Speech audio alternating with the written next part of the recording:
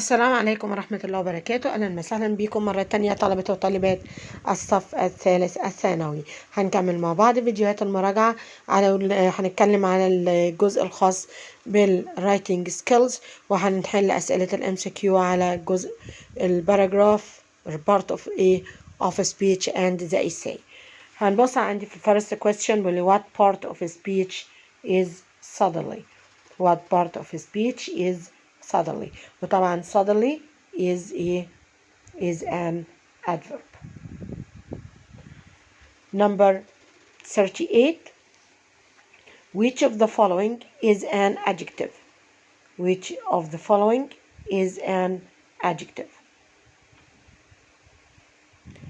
Neighbor, neighborly, neighborliness, neighborhood. طبعا هنا الادجكتيف هي neighborly، وهنا neighborly ما هياش adverb لان ده neighbor مش verb، ما هياش صفة مضاف لها الواي، لان هي الادفرب هي صفة مضاف لها الواي. Number 39. A or N is a group of related sentences that develop a main thought. يبقى هي مجموعة من الجمل اللي هي بتطور أو بتعلن المين thought أو الفكرة الرئيسية or idea about a single topic. طبعا this is a paragraph لأن هي طبعا مجموعة من related sentences.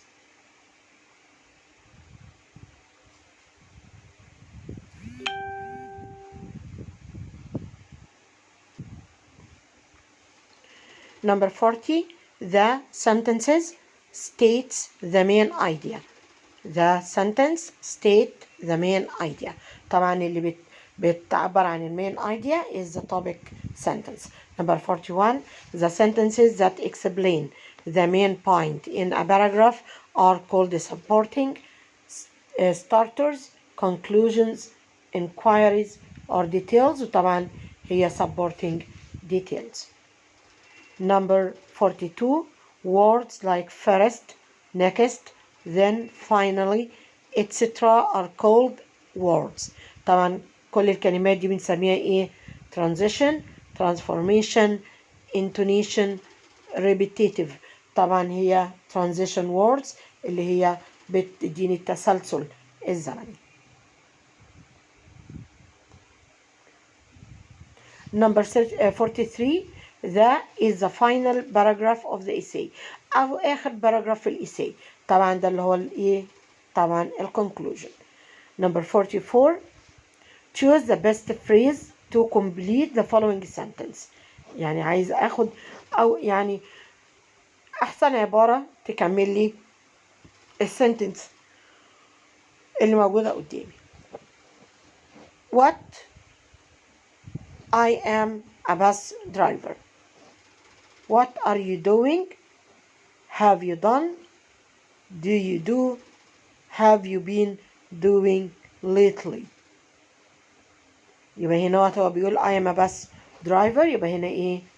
What do you do? What do you do? وهنا طبعا بسأل على الجوب. Number 45. Most of the time the topic sentences is the sentence in the paragraph. يعني في معظم الأوقات الtopic sentence بتكون the ايه؟ the first, middle, last or short sentence in a paragraph.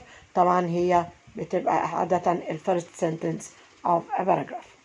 Each sentence after the topic sentence is irrelevant, explains another topic, supports and proves the topic sentence, gives a summary of the whole essay.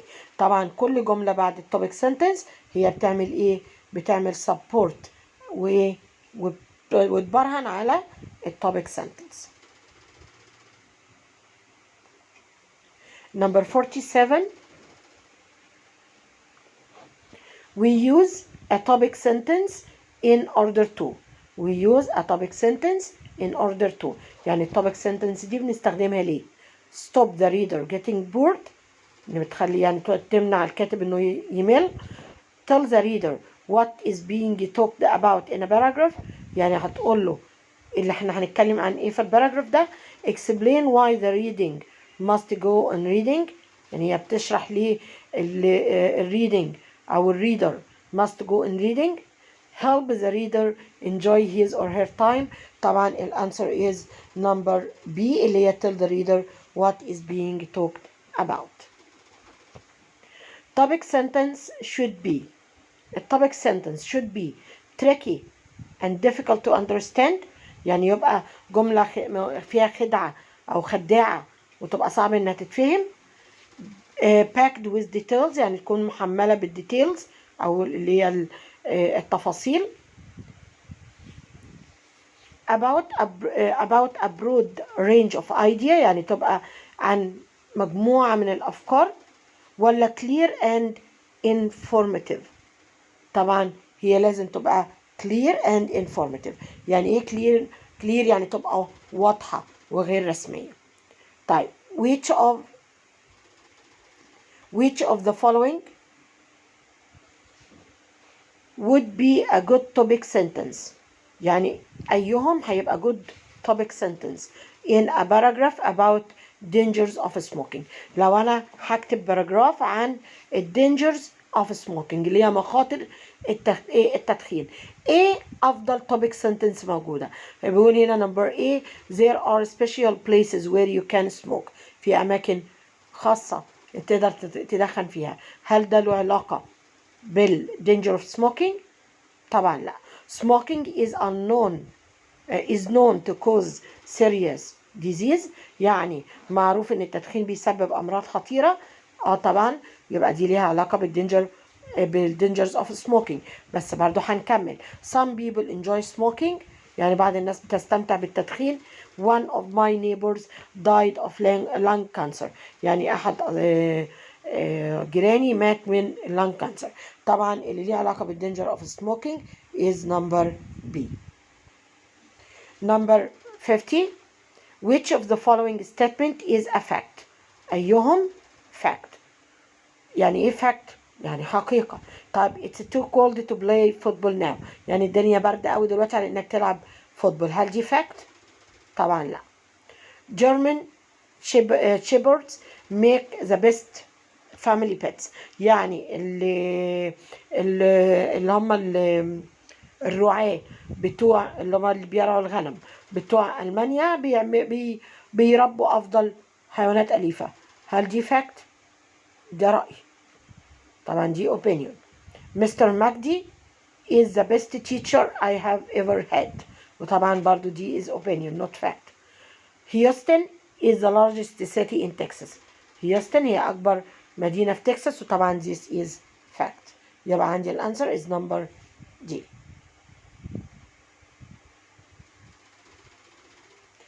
number 51 which of the following statement is an opinion؟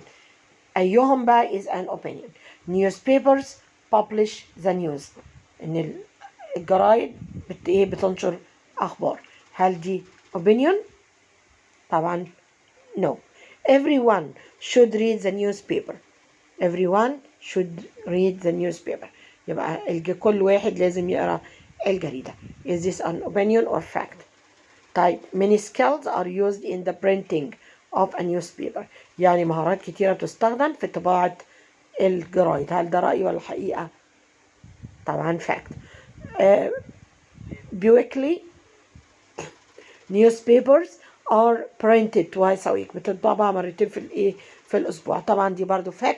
يبقى الأنسر عندي number B everyone should read the newspaper. number 52 below is a topic sentence for a paragraph، يعني اللي موجود قدامي ده هو topic sentence لباراجراف. ايه هي الtopic sentence دي؟ بيقول لي residents of large cities، الريزيدنتس اللي هم المواطنين او ساكني المدن الكبرى face many problems، يعني بيقابلوا مشاكل كثيرة. طيب بيقول لي which of the following would not be included in a paragraph with this topic sentence. يعني أي جملة من الجمل اللي جاية دي will not be included، يعني لن يتضمنها، يعني مش هتكون موجودة في الباراجراف اللي التوبيك بتاعه residents of large cities face many problems. طيب عندي النمبر A noise pollution is an ever increasing annoyance. طيب what البوليوشن بروبلم اللي هي مشاكل التلوث، وطبعا دي من ضمن المشاكل الموجودة في الايه في الدول المدن الكبرى، فطبعا يبقى هيتضمنها الباراجراف. طيب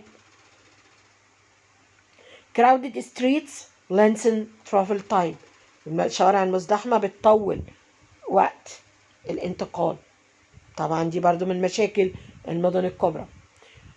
theaters and restaurants are varied and interesting، المسارح والمطاعم متنوعة وشيقة. طب هل دي ليها علاقة بالمشاكل بتاعت large cities؟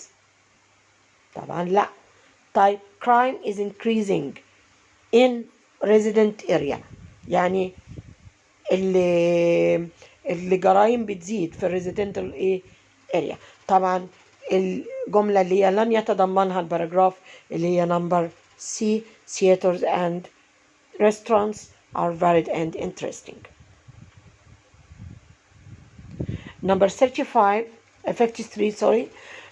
Read the following paragraph, select the answer، يعني احنا هنقرا الباراجراف. select the answer يعني اختار الإجابة which describes the main idea of the paragraph، يعني المرة دي هو مديني الباراجراف وأنا عايز الجملة اللي هي بتوصف المين idea of the paragraph. Grandfather and grandmother moved to river town to build a house، يبقى جدي وجدتي انتقلوا إلى river town to build a house. A rapid river flowed through the town، في نهر سريع بيسري أو بينساب بيمر خلال القرية أو المدينة. Grandfather built a house at the top of a hill، يبقى بنى المنزل فين؟ at the top of a hill. He wanted to be sure that the water in the river never got near his house، يعني هو كان عايز يبقى متأكد إن مية النهر عمرها ما هتوصل ل his house. طيب ده الباراجراف. طيب يبقى المين idea of the paragraph، الفكرة الرئيسية للباراجراف is to tell that grandfather wanted، يعني grandfather wanted أراد to live in a town with a rapid river nearby، يعني كان عايز يعيش في مدينة جنبها نهر. to live in the country where he could build a house near the river، إنه يعيش في الريف حيث يستطيع أن يبني بيت جنب النهر. to build his home a safe distance from the river، إنه يبني البيت على مسافة آمنة من الريفر. to live away from river town، إنه يعيش بعيدا عن river town. وطبعا الأنسر is to build his home a safe distance from the river.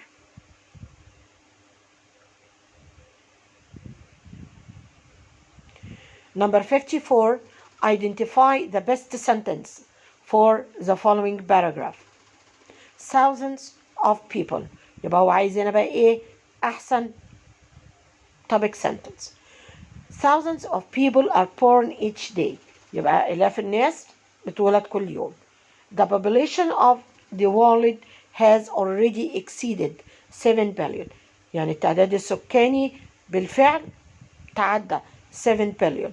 If the present growth rate remain unchecked، يعني لو النمو المتزايد أو الحالي ما كانش تحت المنظار أو بيتم متابعته، the world may soon face widespread starvation، هيعاني من انتشار المجاعة على نطاق واسع.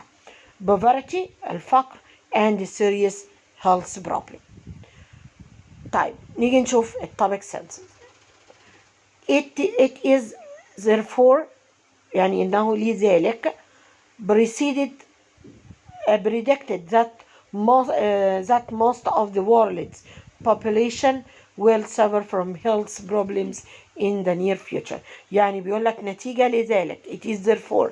طب نتيجة لذلك احنا عارفين ان التوبيك سنتنس هي اول جمله في البراجراف، يبقى انا هبدا الجمله الاولى بانه نتيجه الى ذلك.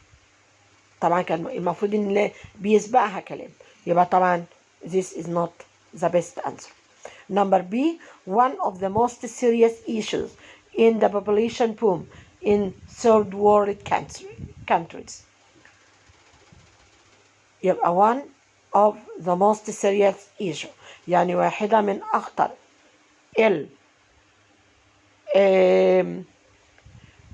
معلش one of the most serious issues in the population boom، يعني واحدة من أخطر الأمور في المزايا الزيادة السكانية in third world countries. طبعا خطأ. What is exponentially what is the exponentially rising world population is the most important issue the world needs to address. Number C, what هي ما فيش كلمة what.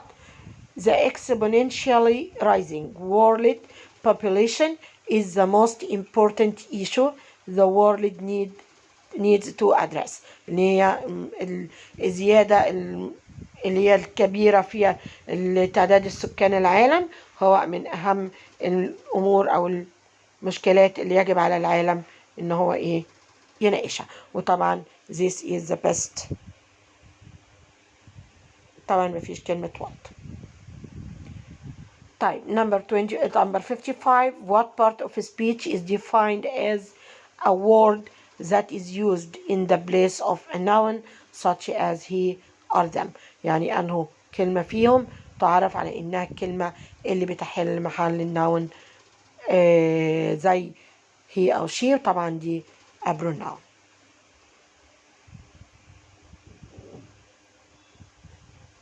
Number 56, what part of a speech is defined as a word that is used to tell more about or modify a verb such as quickly or rapidly. يبقى بيقول لي ان هو انه part of a speech يعني اي جزء من اجزاء الكلام which part of a speech يعرف على انه word اللي هو الكلمة that is used to tell more about or modify verb، اللي هو بتديني معلومة أكتر عن أو بتوصف الverb such as quickly or rapidly، وطبعا this is an adverb. Number 57, what part of a speech برضو أي جزء من أجزاء الكلام is defined as a word that is used to describe location، اللي هو بيوصف الموقع time direction or purpose أو الغرض and is used to show relationship between words، اللي هو بيبين لي relationship between words. يعني ايه relationship between words؟ اللي هي العلاقة ما بين الكلمات such as through or on top of.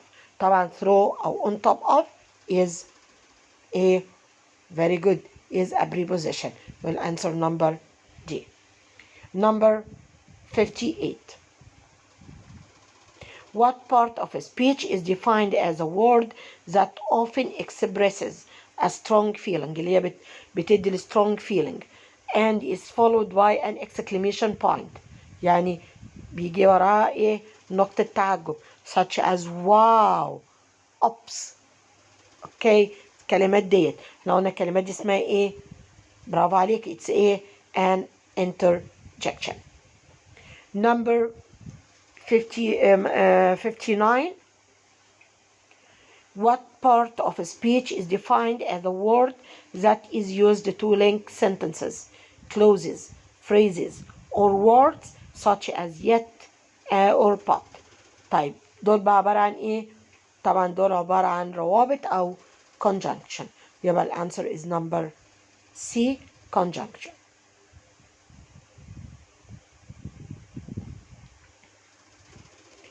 Identify the part of a speech of the underlined word in sentences Mona lives in a beautiful house.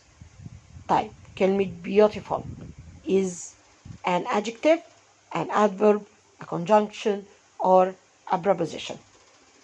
طبعا كلمة beautiful is an adjective. Number 61. Identify the part of speech of the underlined word in the sentence. Be careful because the glass is breakable. طيب the glass is breakable. Is breakable هنا is an adverb, a pronoun, an adjective, or a conjunction. طبعا breakable يعني قابل للكسر, and this is an adjective. Answer is number C. Number 62. Identify the part of a speech of the underlined word in the sentence. Nabil forgot to wear his school uniform and got into trouble at school. يبقى هو نسي يلبس الزي المدرسي. طب كلمة uniform is a conjunction, a noun, a verb, or an adverb. طبعا uniform is a noun. Identify the part of a speech of the underlined word in the sentence. The air conditioner is broken, so it is terribly hot in the classroom. يبقى ال air conditioning is broken يعني متعطل أو اتكسر. فكلمة طبعا the air conditioner is broken so it is terribly hot. فكلمة terribly هنا هي عبارة عن ايه؟ conjunction, noun, verb, or an adverb. طبعا هنا it's an adverb لأن هي الصفة بتاعتها terrible, وطبعا الادفيرب متضاف له ال y. Number 64. Identify the part of a speech of the underlined word in the sentence. I prefer to read in the library. طيب هنا in an adjective, an adverb, a conjunction, or a preposition. طبعا answer is a preposition. Number 65. Identify the part of a speech of the underlined word in the sentence. Whoops, I dropped the milk. طبعا هنا دي عبارة عن ايه؟ very good, it's an interjection. Identify the part of a speech of the underlined word in the sentence. Ali was late for school, so he took a shortcut.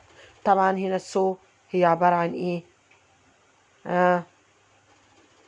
very good, it's a conjunction. يبقى دي ايه؟ هي عبارة عن رابط.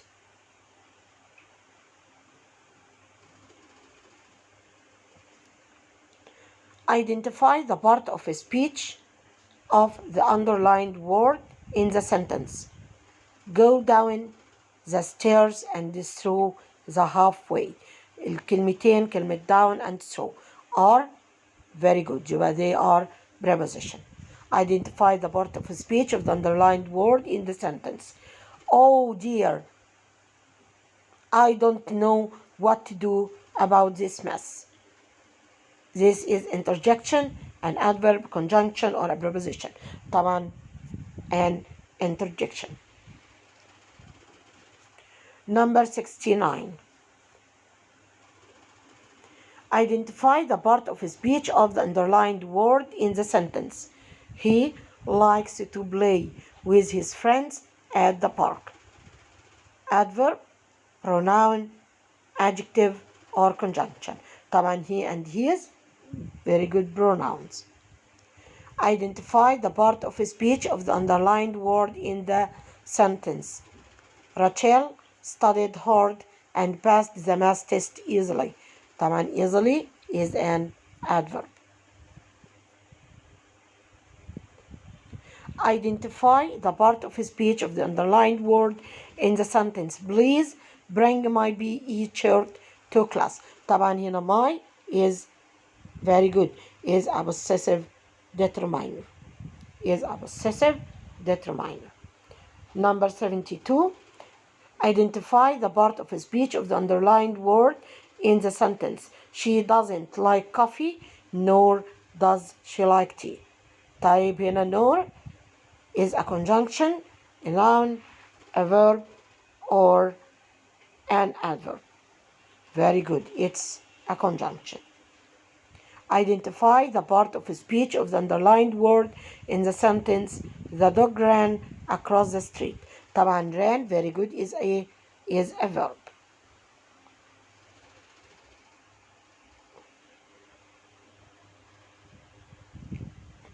Number 75. They attended the concert last weekend. طبعا هنا identify the part of speech of the underlined word. طبعا عايز يعرف الكلمة اللي تحتها خط. طبعا it's a verb. Number 76. Identify the adverb in the following sentence. My dog always barks. My always barks dog. Identify the adverb. عايزة ايه الادفرب في الجملة دي. My dog always barks. طبعا الادفرب هنا اللي هي always اللي هي الادverb of frequency. Identify the interjection in the following sentence. Oh my god, I have missed the train. And train ده missed, oh my god. طبعا the answer is very good. Oh my god.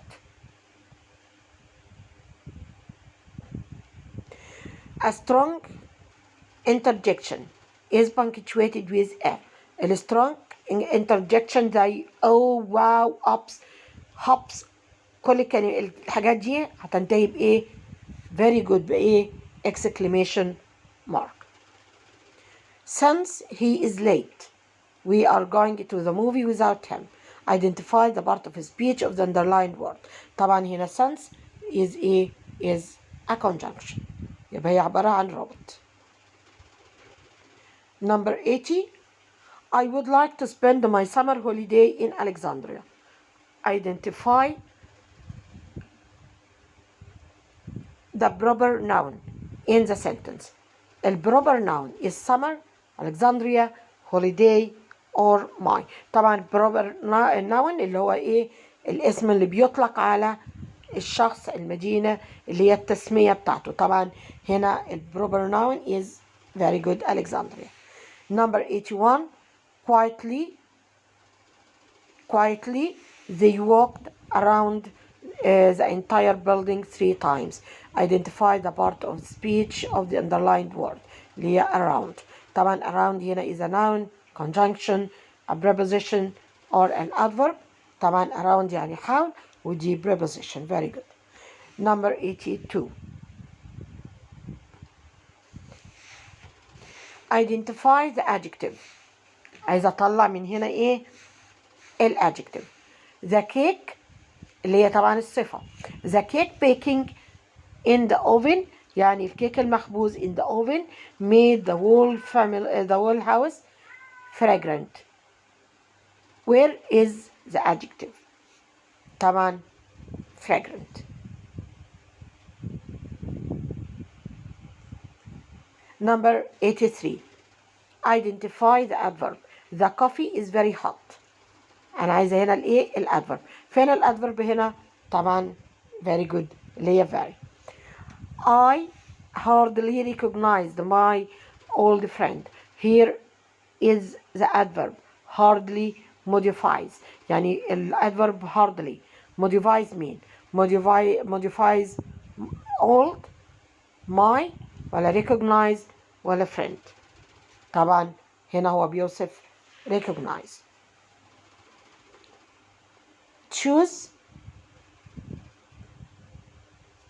the sentences that is correctly punctuated. يبقى هختار الكلمة اللي هي correctly punctuated. Because of the number of tourists.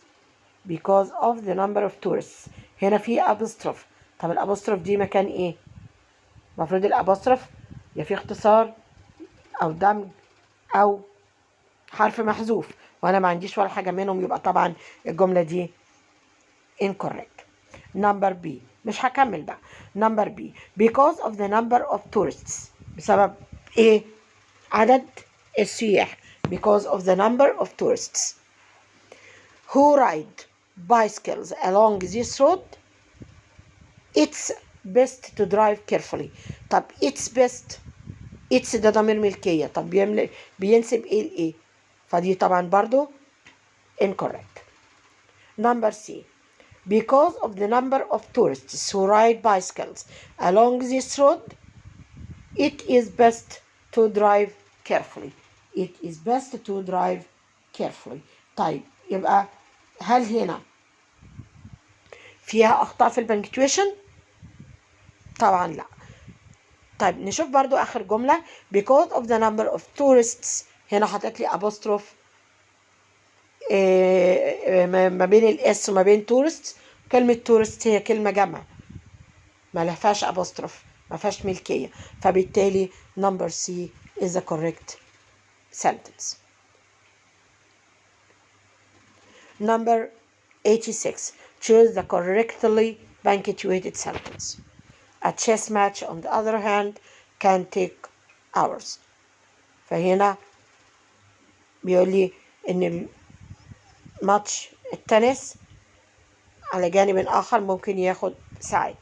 طيب on the other hand a chess match can take hours، يعني على جانب آخر ممكن الماتش ياخد ساعات. طيب جملتين مظبوطين. a chess match هنا حطيت لي colon can take hours on the other hand، وطبعا هنا incorrect. طيب عندي B رقم D both A and B are correct، وطبعا دي هي الكوريكت answer لأن رقم A ورقم B الاتنين صح. choose the correctly punctuated sentence. Jamal took a day of vacation. He took his son to the children's museum. طيب الأولانية فاصل الجملتين بكوما، وهم يعني ما فيش سبب يخليها تتفصل بكوما.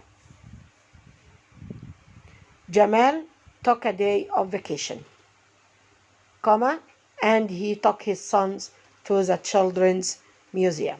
وطبعا هنا الجملة correct. طيب الجملة الثالثة جمال took a day of vacation, took his sons to the children's museum. مفيش أي لا رابط ولا حاجة تفصل، أو حط لي هنا اللي هي السلاش اللي هي الشرطة المايلة، وأنا مش مفروض إن أنا أستخدمها هنا. جمال took a day of vacation. He took his sons to the children's museum. وهنا مفيش أي فاصل ما بين الجملتين، فالأنسر is number B.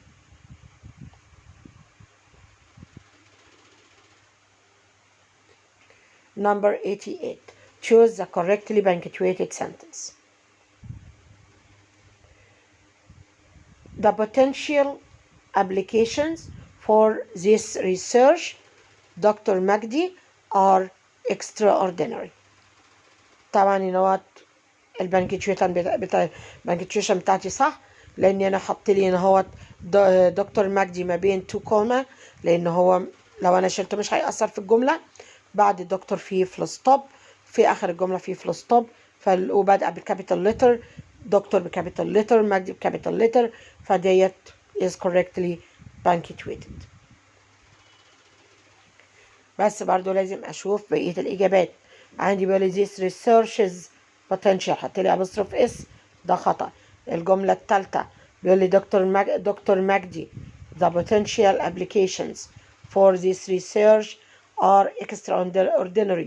المفروض ان كان بعد research اتحط كوما، طبعا الجملة خطأ. طبعا الأخيرة حطت لي question mark بعد مجدي، معرفش ليه، فالأنسر is number A. number 89 choose the correctly punctuated sentence. She was born on March 19. طبعا March capital letter, she capital letter. عندي not on March 15th 1990 in Minneapolis, Minnesota أو Minnesota. طبعا نمبر A هي correct، لكن لازم أشوف بقية الإجابات. نمبر B she was born in Minneapolis Minnesota on March 15 1990 بعدين حطيت لي فول ستوب، وهنا برضو دي correct. طيب both A and B are correct، وطبعا عندي الاتنين correct. On March 15 1990 in Minneapolis Minnesota she was born. طبعا هنا الأخيرة incorrect ليه؟ لأن مفيش فاصل ما بين she was born وما بين اللي قبلها، فهنا يبقى الأنسر عندي نمبر C.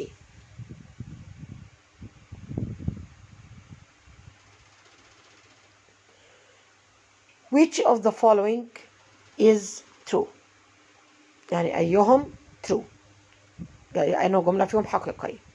Do not use commas around a restrictive element in a sentence. يعني ما تستخدمش الكوما حوالين ال restrictive elements في الجملة. Do not insert a comma between a subject and verb. ما تحطش كوما ما بين السبجكت والverb. هل أنا بحط كوما ما بين السبجكت والverb؟ طبعا مش بنحط كوما. Do not use comma to separate list items. يعني ما تستخدمش الكوما علشان تفصل المكونات بتاعة القائمة. طبعا الجملة رقم C خطأ، الجملة رقم A هي جملة صحيحة، الجملة رقم B جملة صحيحة، فالأنسر is both A and B.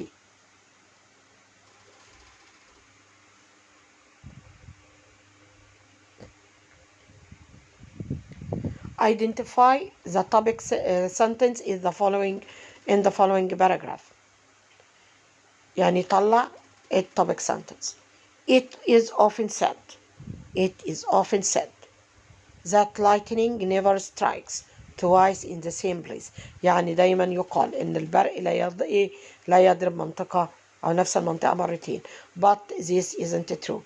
Go ask the forest rangers who spend their summers as firefighters will tell you that every thunder shower brings several bolts of lightning to their lookout station. طبعا احنا متفقين ان التوبيك sentence هتبقى في بداية الباراجراف، وطبعا الجملة it is often said that lightning never strikes in the same place, but this is not true.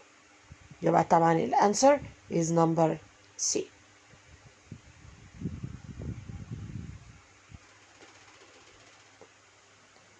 Identify the topic sentence in the following paragraph.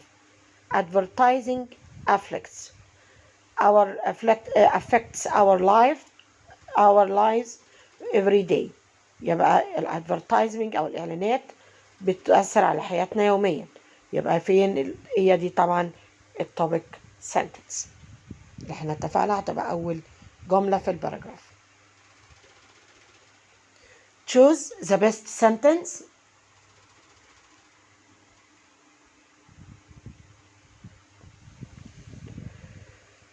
that completes the following paragraph. There is something more in bringing up children than feeding them well. Housing them healthily and washing them regularly. يبقى بيقول لي في شيء يعني أكتر في تربية الأطفال من إطعامهم وإسكانهم أو وضعهم في سكن صحي and استحمامهم بانتظام. The emotional development of children depends greatly on the action of their parents. The adult may need social security, but for the child, family security is of even greater importance. طيب أنه جملة هي الأفضل كتوبيك sentence. Every child imitate his parents. يعني كل طفل بيقلد أهله. Children need the security of a peaceful family life. يعني الأطفال محتاجين السكيورتي أو الأمان بتاع الأسرة المسالمة أو الحياة الأسرية المسالمة. family life has little effect on the child's social development، يعني الأسرة ليها أو الحياة الأسرية ليها تأثير ضعيف على الحياة الاجتماعية أو تطور الحياة الاجتماعية للطفل. however a child doesn't learn much from his parents، يعني مع ذلك الطفل لا يتعلم الكثير من his parents. طبعا الانسر is number B اللي هي children need the security of a peaceful family.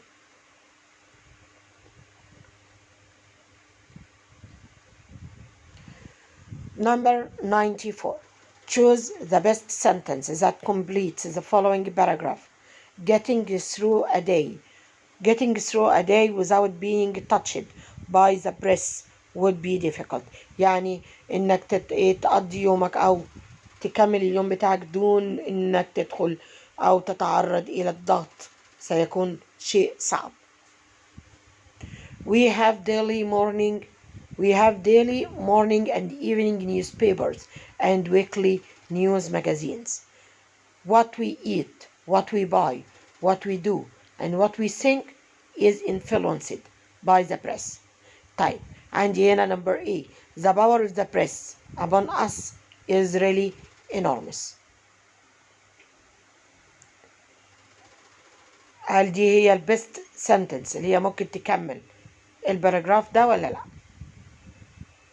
One should not start the day without reading a newspaper. Newspaper sales are less than magazine sales. يعني مبيعات الجرايد أقل من مبيعات المجلات. The effect of the press on the public is not so important as some people like to suggest. يعني تأثير الصحافة على العامة ليس مهم كما يدعي البعض أو كما يحاول البعض إن هو يقترح. طيب أنا جملة فيهم تناسب الباراجراف ده. هو قال لنا getting through a day without being touched by the press would be difficult. We have daily morning and evening newspaper and weekly newspaper magazine. احنا طبعا استبعدنا الجملة الأخيرة والجملة رقم C. يبقى أنا الاختيار بتاعي ما بين A و B.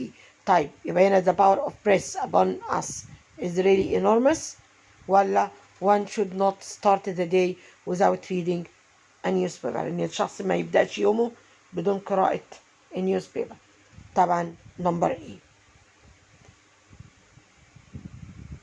Number 85. Choose the best sentence that completes the following paragraph. برضو عايز الجملة اللي تكمل paragraph. Sometimes it's good to get away after a long busy week and relax. يعني أحيانا بيكون فكرة جيدة إن أنت تهرب من تعب الأسبوع كله ومشاغله as soon as I can. يعني على قد ما أقدر. I spend a quiet weekend with my aunt who lives on the coast. اللي هي بحاول إن أنا يعني بقضي اليوم بتاع الويك إند أو بقضي نهاية أسبوع هادئة مع عمتي أو خالتي اللي هي بتعيش على الساحل. I always come back rested and ready to work again. يعني أنا دائما برجع مستريح ومستعد للعمل مرة أخرى. طب هنا تبقى unfortunately she expects me to help her run the hotel. يعني لسوء الحظ بتبقى متوقعة إن أنا هساعدها في إدارة الأوتيل. طبعا لا. there يعني هناك the air is clean and it is always quiet and peaceful. طبعا so next weekend I shan't be able to go. يعني مش هقدر أروح. the house is always crowded and noisy. يعني دايما البيت مزدحم ودوشة. طبعا الانسر is number B.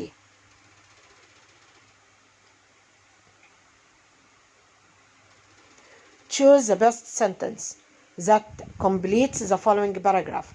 I have just finished reading his latest novel. يعني أنا لسه مخلص قراءة روايته الأخيرة. And I must say I found it rather disappointing. يعني لقيتها محبطة. In fact I think I could write a better novel myself. يعني أعتقد إن أنا ذات نفسي أقدر أكتب قصة أفضل. طب أنا topics أو أنه sentence ممكن أحطها في الفراغ. The story was weak and the characters were not at all true to life. يعني القصة ضعيفة والشخصيات لا تمت بصلة للواقع. It was much better than his earlier novels. يعني كانت أفضل من القصص اللي قبل كده. طبعا لا. He has written 10 novels and I have read them all. يعني هو كتب 10 قصص قريتهم كلهم. ملهاش علاقة. I think it has received some good reviews. يعني نزل عليها بعض الريفيوز الكويسة. طبعا لا. يبقى الانسر is number A.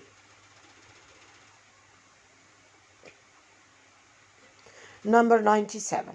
Find the appropriate question for the following answer. يعني عايزة أطلع السؤال المناسب للأنسر اللي موجودة قدامي. الأنسر بتقول إيه؟ Professor Ali did his research in biology. طيب هنا الكويستشن هيبقى was Professor Ali a famous biologist؟ طبعا لا، لأن الأنسر مش yes و no. Who did research in mathematics؟ مين عمل research in mathematics؟ طب هو عامل research in biology، يبقى طبعا this is not the answer. Did Professor Ali develop science؟ يعني هل Professor Ali بيطور الساينس؟ معلش question number A was Professor Ali a famous biologist؟ هل Professor Ali is a famous biologist؟ دي طبعا إجابة محتملة يعني. Number D, what branch did Professor Ali do his research in؟ يعني Professor Ali عمل الريسيرش بتاعه في إيه؟ وطبعا الأنسر رقم دي هي السؤال المناسب، لأن زي ما قلنا نمبر 1 دي yes or no question، ونمبر سي برضو yes or no question، فالاتنين ما ينفعوش. طيب نمبر بي بيسأل عن الشخص اللي عمل أبحاث في الماثيماتكس، لكن أنا بتكلم عن البيولوجي. نمبر 98.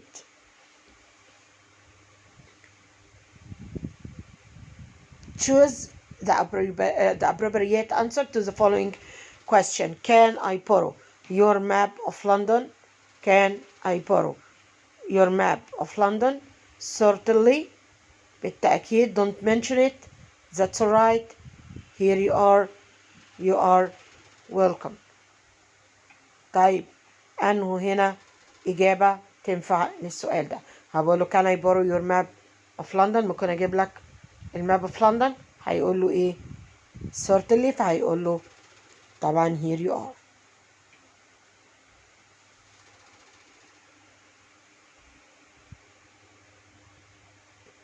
Choose the sentence that is correctly punctuated.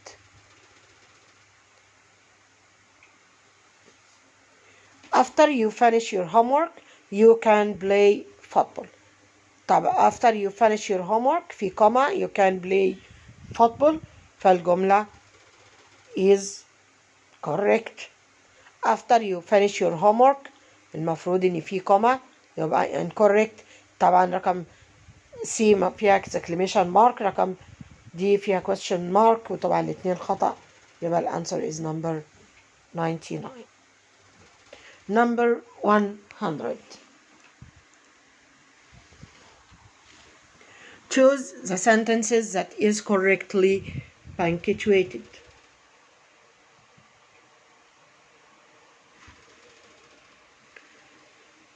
When I was a kid. When I was a kid. لما كنت طفل. I loved to read Snow White. I loved to read Snow White. يعني لما كنت طفل كنت بحب نقرأ Snow White. طبعا هنا خطأ لأن هو حط لي كولون وأنا ما عنديش explanation. Number B. When I was a kid I loved to read. حط لي اسم القصة ما بين quotation وبتبدأ بكابيتال letter وتنتهي بفول ستوب and the sentence is نشوف correct ولا incorrect؟ طبعا incorrect. طب ليه؟ لأن المفروض بعد الجملة الأولى when I was a kid في comma. Number C. When I was a kid I loved to read Snow White. When I was a kid في كوما I loved to read كوما Snow White، وحط لي الجملة. طبعا الجملة incorrect عشان مفيش الكوتيشن. آخر جملة when I was a kid كوما I loved to read، فتحنا الكوتيشن Snow White. طبعا دي الكوريكشن البانكتويشن بتاعتها صحيح. هنكتفي بهذا القدر من الأسئلة عشان ما اطولش الفيديو عليكم أكتر من كده، وهنكمل بقية الكويستشنز في الفيديو القادم بإذن الله.